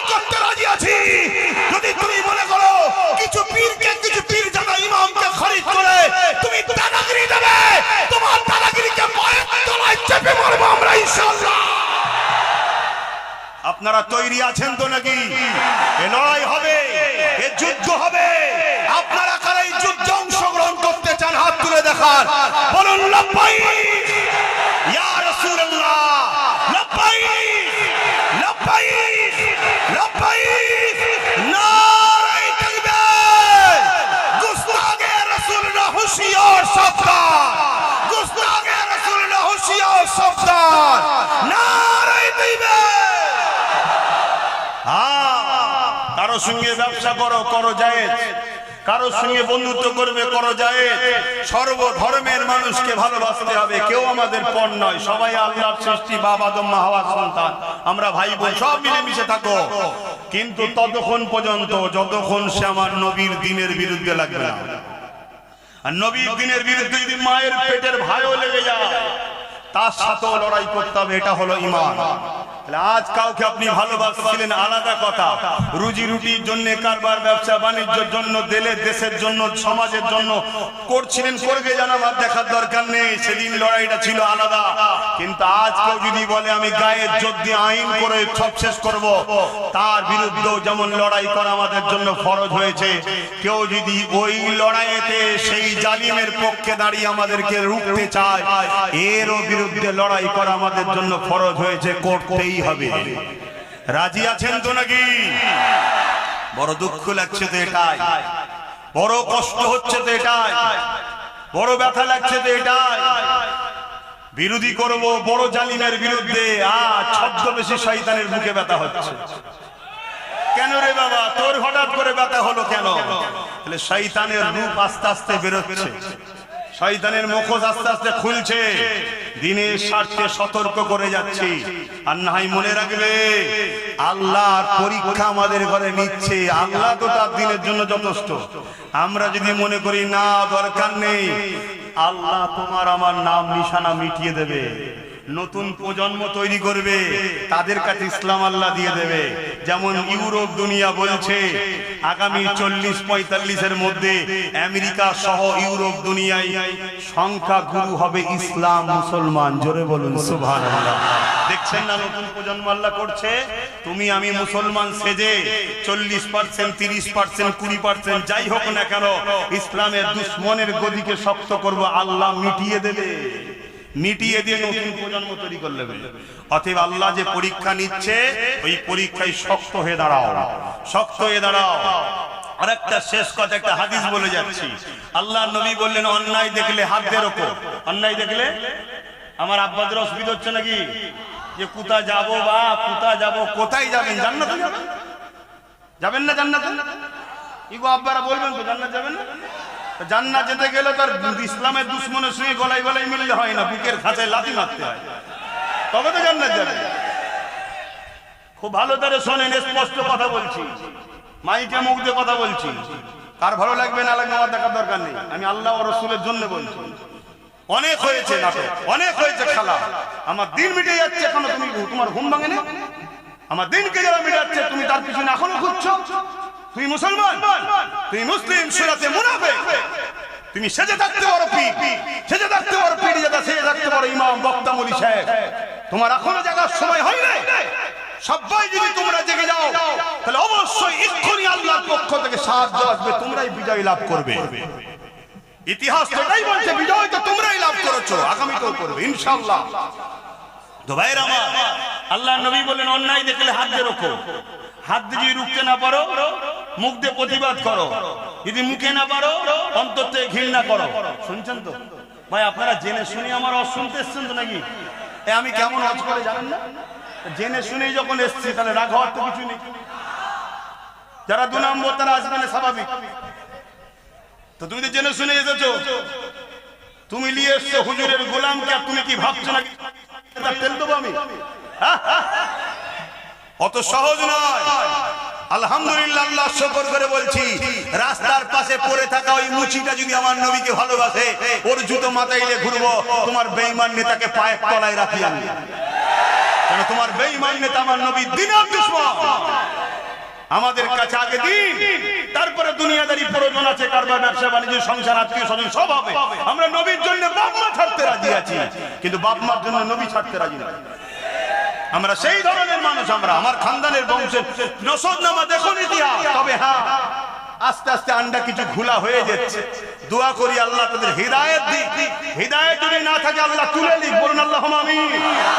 কলঙ্ক ছেলে বেঁচে থাকার থেকে মরে যাওয়া ভালো। আর না হয় আল্লাহ হিদায়াত দিক, বলুন আল্লাহুম্মা আমিন।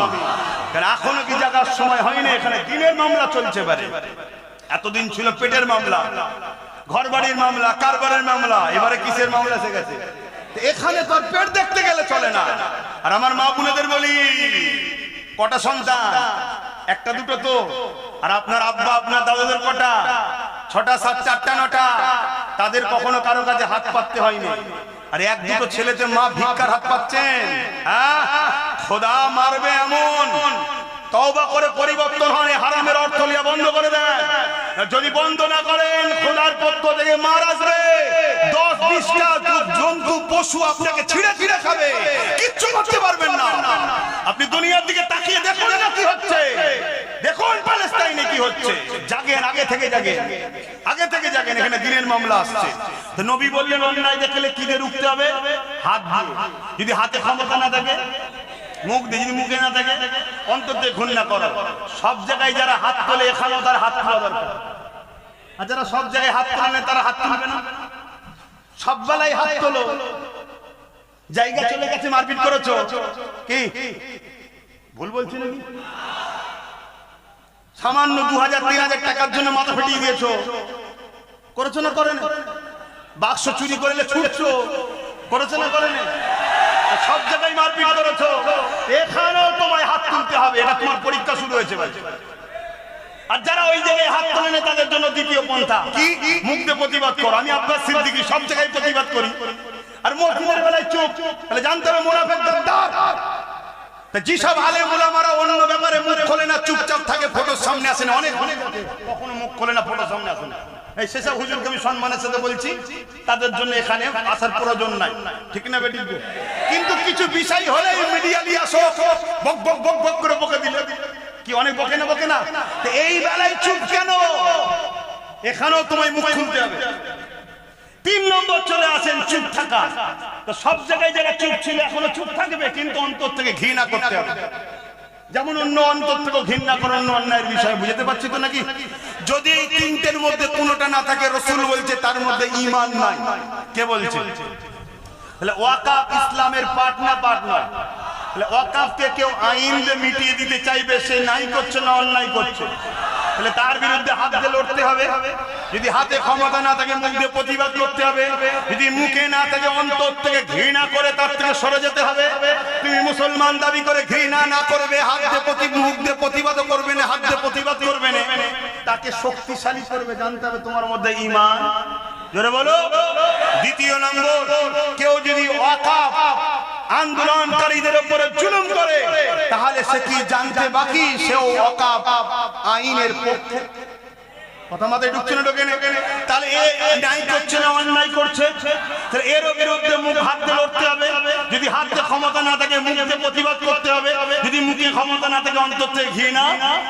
ঘৃণা যে করবে সে কখনো চাইবে শয়তান জিতুক? কথা মাথায় ঢুকছে না, ঢোকে না? কেন? শয়তান বড় হলে আরো বড় বড় শয়তানি করবে। কথা কি আমার কষ্ট হলো কারো? আমি স্পষ্ট একটু বলি, কেন জানে? যাতে 2 নম্বর গুলো পালিয়ে যায়। ধান দেখবেন জমিন থেকে কেটে কষ্ট করে নিয়ে আসার পরে একটা হাওয়া দেয়। কেন হাওয়া দেয়? এই জন্য আমি হাওয়া দিই, যাতে করে অরিজিনাল থাক।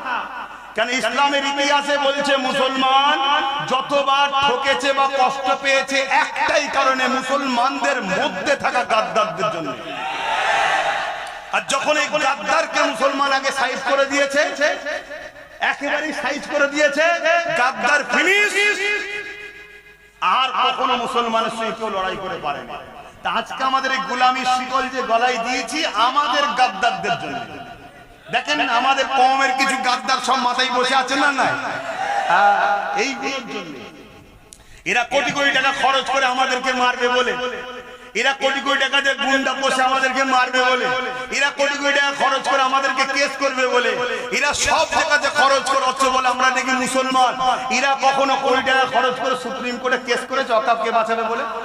যতগুলো এরকম গাদ্দার মুনাফিক মুসলমান আগামী দিন তোমাদের কাছে আসবে, অমুসলিমের বিষয়ে পরে বলেছি, আগে এই মুনাফিক মুসলমান গাদ্দারগুলোর বিচার আগে তোমাদের করতে হবে।